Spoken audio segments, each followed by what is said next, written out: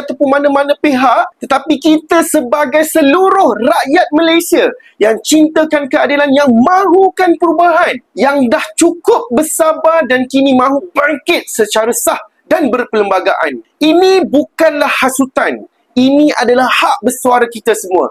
Ini tekanan demokratik yang dibenarkan dalam kerangka perlembagaan persekutuan. Jadi ingat, pada 26 Julai nanti, bukan sekadar satu tarikh. Ini adalah satu isyarat bahawa rakyat tidak boleh terus dipermainkan. Dan perubahan mesti bermula daripada atas. Kita mahukan kepimpinan yang jujur, bersih dan berani. Dan itu hanya akan berlaku apabila suara rakyat benar-benar didengari, bukan disenyapkan. Jom, turunlah semua orang, turunlah wahai rakyat Malaysia.